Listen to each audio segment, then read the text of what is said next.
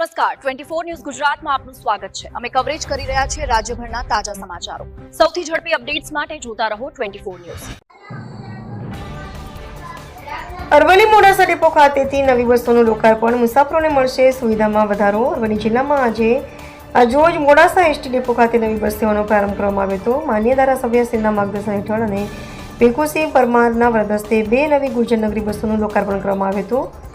આ નવી બસોમાંથી એક બસ મોડાસાથી જૂનાગઢ રૂટ પર દોડશે, જે સવારે 9 વાગે મોડાસા બસ સ્ટેન્ડ પરથી રવાના થશે, જ્યારે બીજી બસ ઊંડવાથી રાજકોટ રૂટ માટે ફાળવવામાં આવી છે, જે બપોરે 1 વાગે મોડાસા બસ સ્ટેશન પરથી ઉપડશે। આ નવી બસ સેવાઓ શરૂ થતાં મુસાફરોને વધુ સુવિધા મળશે તેમજ લાંબા અંતરના પ્રવાસમાં સરળતા રહેશે।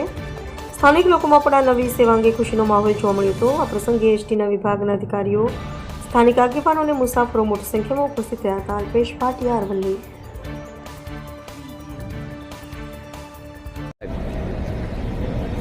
ગુજરાત રાજ્યના મૃદુ અને મક્કમ મુખ્યમંત્રી શ્રી ભૂપેન્દ્રભાઈ પટેલ સાહેબ તેમજ નાયબ મુખ્યમંત્રી ભાઈ શ્રી હર્ષભાઈ, વાહન વ્યવહાર મંત્રી શ્રી દ્વારા ગુજરાતની અંદર 182 નવીન બસોનું લોકાર્પણ કરવામાં આવ્યું છે, જેના ભાગરૂપે આજે મોડાસા ખાતે નવીન 2 બસો મળેલ છે, જેમાં એક બસ મોડાસાથી જૂનાગઢ અને બીજી બસ ઊંડવાથી રાજકોટ આજે શરૂ કરવામાં આવી રહી છે। ત્યારે આ વિસ્તારની જનતાને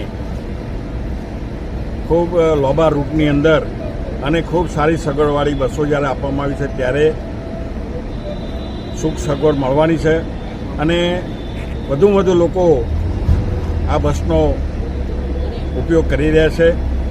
મને હમણાં જાણવા મળ્યું કે હિંમતનગર ડિવિઝનની અંદર મોડાસા ડેપોની સૌથી વધુ આવક છે, એ આપણા માટે આનંદની વાત છે।